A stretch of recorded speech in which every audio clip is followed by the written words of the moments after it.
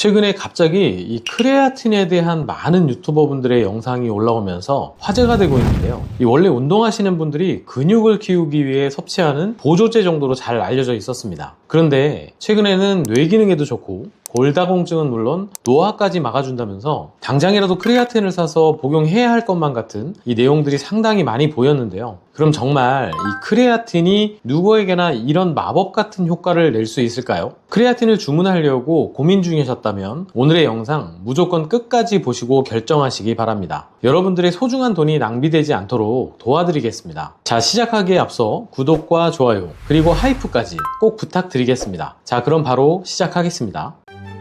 모든 약의 모든 정보 모모약사. 안녕하세요. 모든 약의 모든 정보 모모약사입니다. 크레아틴의 역사는 약 200년 전 프랑스의 한 실험실에서부터 시작이 됐습니다. 1832년 이 프랑스의 화학자 미셸 외젠 슈브릴은 육류 추출물에서 새로운 성분을 분리해냈는데요. 이 그리스어로 고기를 뜻하는 크레아스에서 이름을 따서 크레아틴이라 명명했습니다. 이후 1927년 이 에글턴 부부의 포스파젠 발견과 피스크 수바로의 포스포크레아틴 규명을 거쳐서 1934년에는 카를 로만이 포스포크레아틴이 ADP에 인산기를 전달해서 ATP 에너지를 빠르게 재생한다. 크레아틴 키나제 반응을 증명해냈습니다. 그리고 1992년에 들어 로저 해리스의 연구를 통해서 경구로 섭취한 크레아틴이 실제 근육의 저장량을 늘린다는 사실이 확인되었는데요. 이때부터 크레아틴이 스포츠 보충제로 대중화가 시작됐습니다. 크레아틴은 붉은 고기나 이 해산물에 풍부하게 들어있기 때문에 음식으로도 섭취가 가능하지만 우리 몸에서 스스로 만들어 사용할 수도 있습니다. 아르기닌, 글라이신, 메티오닌이라는 세 가지 아미노산을 원료로 합성하게 되는데요. 신장과 간을 통해 만들어진 크레아틴은 전신혈을 통해서 필요한 곳으로 보내지게 됩니다. 그럼 보조제로 먹게 되면 어떻게 될까요? 우선 크레아틴은 펩타이드 결합의 단백질이 아니기 때문에 위산이나 소화효소에 의해 분해가 거의 되지 않습니다.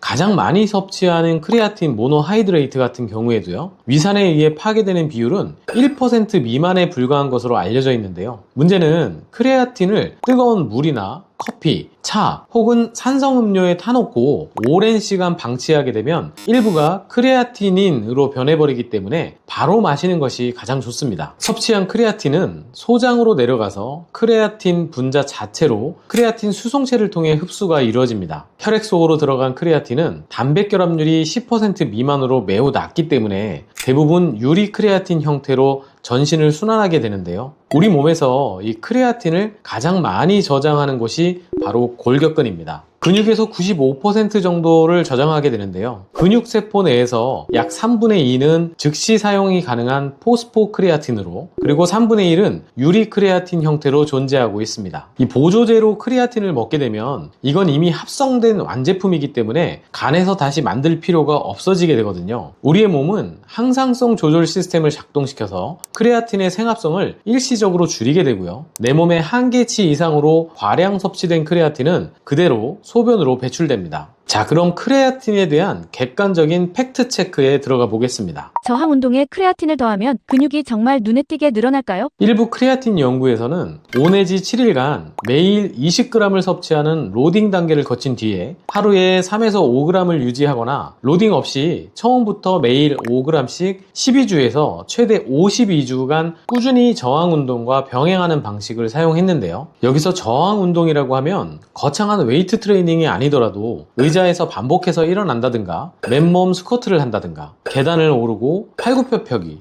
벽을 미는 것처럼 근육이 저항을 이겨내며 힘을 쓰게 만드는 중등도 이상의 근력 운동을 말합니다. 이러한 저항 운동에 크레아틴을 병행하게 되면 운동만 한 그룹보다 체지방량이 평균 1.1kg에서 1.4kg 정도 추가로 증가하는 것이 메타 분석을 통해 확인되었습니다. 쉽게 비유하면 이 마트에서 흔히 보는 1리터짜리 우유팩 1개 혹은 1개 반 정도의 이 무게나 부피가 제지방으로 추가된 것인데요. 이 제지방이라고 하면 골격근 외에도 뼈나 혈액, 장기 등을 모두 포함한 개념입니다. 이 제지방에서 약 50% 정도가 골격근에 해당하는데요. 따라서 이 크레아틴 섭취로 인해 늘어난 제지방은 순수 골격근은 아닙니다. 또한 크레아틴은 세포 내부로 수분을 끌어당기는 성질이 있는데요. 이를 감안한다면 실제로 늘어난 근육은 생각하는 것처럼 드라마틱하게 많지 않을 수 있습니다. 운동은 안 해도 크레아틴을 먹으면 의미가 있을까요? 이 많은 분들께서 운동은 안 해도 이 크레아틴만 잘 챙겨 먹으면 그래도 근육 생성에 도움이 되지 않을까? 라고 생각할 수 있습니다. 하지만 이 메타 분석 결과 저항 운동 없이 크레아틴만 먹었을 때는 늘어난 근육량이 평균 0.03kg로 사실상 통계적, 임상적으로도 효과가 거의 없는 거나 다름없었습니다. 특히 최근 이 마운자로나 위고비아 같은 비만 치료제를 투여하시는 분들께서 근육의 감소를 막으려고 크레아틴 복용에 대한 문의를 많이 하시는데요. 근육에 부하를 주는 저항 운동과 이 재료가 되는 단백질 섭취가 부족하다면 크레아틴 섭취로 근육을 만들거나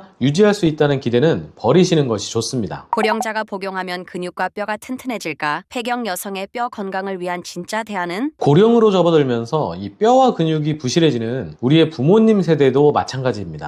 이 저항성 운동 자극이 동반되지 않은 크레아틴 단독 섭취는 근육과 뼈에 아무런 도움을 주지 못하는데요. 실제로 골다공증이 있는 폐경후 여성 200명을 대상으로 2년 동안 별다른 저항 운동 프로그램 없이 하루 3g의 크레아틴만 먹인 대규모 장기 임상 시험이 있었습니다. 결과는 놀라웠는데요. 제지방, 근력, 근육 기능, 골밀도, 골 미세 구조, 심지어 낙상의 빈도까지 위약 대조군과 비교해서 단 하나의 지표도 개선되지 않았습니다. 폐경 후 여성의 뼈 건강과 부족한 영양 교정을 원한다면 크레아틴보다는 뼈 대사의 핵심 영양소를 섭취하는 것을 권장드리는데요. 최근에는 칼슘과 마그네슘, 비타민 D, 즉 칼마디에 비타민 K2를 배합한 영양제가 더 권장되고 있습니다. 특히 비타민 K2는 뼈를 만드는 조골세포에서 분비되는 이 오스테오칼신이라는 단백질을 활성화하기 때문에 혈액 속에 떠돌고 있던 칼슘을 뼈에 강력하게 갖다 붙여주는 흡착제 역할을 하는데요. 약국용으로 나오는 제품 중에 비타민 K2가 이 고함량 배합된 제품이 있기 때문에 이런 제품들이 권장되고 있습니다.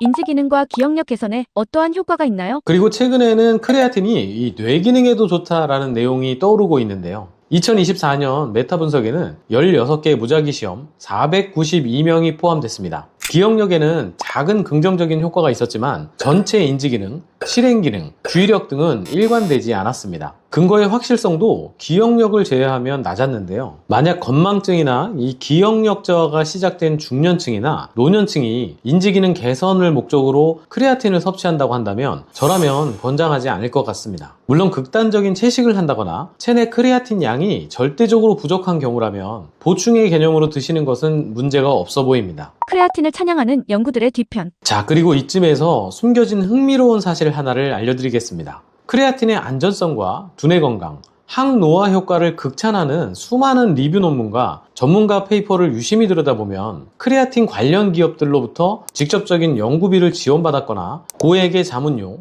혹은 제품을 협찬받았다는 사실을 확인할 수가 있었습니다. 물론 대가성 연구라고 해서 무조건 거짓이라는 뜻은 아닌데요. 상업적으로 깊게 개입된 연구의 주장은 무조건 맹신하기보다는 살짝 옆에서 비판적으로 볼 필요는 있습니다. 하루 3에서 5g, 우리 몸에서 정말 그만큼 부족할까? 거의 모든 영상에서 매일 크레아틴을 3에서 5g 기본으로 먹어야 한다고 조언을 합니다. 그런데 과연 우리의 몸이 정말 그만큼의 부족량이 존재할까요? 사실 인간의 정확한 크레아틴 생체 합성량이나 하루의 실질적인 부족량 등은 현대 과학계에서 아직 명확하게 밝혀진 바가 없습니다. 공식적인 영양 섭취 기준조차 수립되어 있지 않은데요. 개인마다 몸에서 합성하는 양, 부족한 양, 그리고 필요한 하루의 섭취량 등은 개인의 상태, 합성 및 대사 능력에 따라 다 다를 수밖에 없습니다. 결국 우리가 알고 있는 이 하루에 3에서 5g이라는 숫자는 부족한 영양을 채우는 이 결핍 용량이 아니라 이 정도 양이면 근육 저장고를 한계치 이상으로 팽창시킬 수 있지 않을까 하는 추측에서 나온 양으로 볼 수 있습니다. 따라서 저항성 운동을 하지 않는 일반인이 이 용량을 계속 먹어봤자 몸에 흡수하지 못하고 전부 비싼 소변으로 버려질 수도 있다는 뜻입니다. 크레아틴과 탈모, 실제 섭취자들의 호소와 연구의 괴리. 자, 다음은 남성분들이 가장 두려워하는 부작용, 바로 탈모입니다. 실제 2009년 럭비 선수 20명을 대상으로 한 이중맹검 교차 시험에서 이 크레아틴을 복용한 그룹이 대조군에 비해 탈모를 유발할 수 있는 DHT 호르몬이 유의미하게 증가했다는 결과가 있었고요. 실제 크레아틴을 복용하는 사람들 중 많은 사람들이 탈모 증상을 호소하는 경우도 있었습니다. 그리고 2025년 최근에는 12주간의 임상시험에서 실제 모발의 밀도나 굵기의 변화가 없기 때문에 탈모와 크레아틴은 상관이 없다는 이 반박 논문도 나왔습니다. 바로 이 논문이 발표되면서 실제 크레아틴을 복용하고 있는 사람들이 이 눈에 띄게 탈모가 심해졌다고 호소하는 이 사례들과 질문에 대부분은 2025년 반박 논문을 근거로 그건 사실 무근이다 라며 탈모 증상이 나타난 사람들의 개인적인 상황에 따른 현상이라고 주장하고 있습니다. 하지만 이 탈모 영향이 없다던 논문을 자세하게 보면요, 참가자가 단 45명에 불과했고요, 관찰 기간도 12주로 매우 짧았습니다. 무엇보다 대머리 소인이 강한 남성만을 따로 장기 추적한 결과가 아니었는데요. 게다가 이 논문 역시 기업의 자문 관계가 얽혀 있었습니다. 이 연구는 BPI 스포츠 제품을 시험에 사용했는데요, BPI 스포츠 USA의 공식 대리점의 지원을 받았다고 감사의 글에 명시하고 있었습니다. 뿐만 아니라 일부 저자도 크레아틴 기업의 자문위원이거나 연구용 제품 및 연구 지원을 받은 이해관계를 공개했습니다. 따라서 실제 임상 현장에서 나타나고 있는 탈모의 증상을 단순히 이 연구를 근거로 크레아틴은 탈모와 100% 무관하다라고 규정할 수 있을지가 의문입니다. 녹내장, 피지 분비, 여드름을 유발할까? 크레아틴 섭취로 인해서 녹내장이 발생할 수 있다는 걱정을 하시는 경우도 꽤 많았는데요. 결론부터 말씀드리자면 크레아틴 자체가 안압을 높여 녹내장을 유발한다는 근거는 없었습니다. 다만 이 녹내장이나 고안압증 환자가 정말 주의해야 할 것이 있는데요, 고중량 운동 시에 숨을 참고 세게 힘을 주는 이 발살바 동작입니다. 이 무리한 운동이 흉관과 복부의 압력을 높여서 안압을 일시적으로 급격히 상승시켜 시신경 손상을 악화시킬 수 있기 때문인데요. 이와 마찬가지로 피지 분비나 여드름에 대한 직접적인 근거도 없었기 때문에 이 또한 걱정하실 필요는 없어 보입니다. 크레아틴을 먹으면 신장이 망가진다는 것은 사실일까? 크레아틴을 섭취하면 신장이 망가진다는 우려 또한 많은데요, 정상적인 신기능을 가진 사람이라면 걱정하실 필요는 없습니다. 다만 크레아틴을 섭취하는 분이라면 혈중에서 크레아티닌 수치가 일시적으로 상승할 수는 있습니다. 이는 신장이 손상된 것이 아니라 외부에서 들어온 크레아틴의 자연스러운 대사물 때문에 나타나는 현상입니다. 따라서 크레아틴 복용 중에 정확한 신장 상태를 확인하고 싶으시면 단순 크레아티닌 검사만 받지 마시고요, 시스타틴C 기반의 검사를 요청하시면 되겠습니다. 자, 이제 완벽하게 정리를 해드리겠습니다. 내 몸과 상황에 맞춰 똑똑하게 판단하시면 되는데요. 첫째는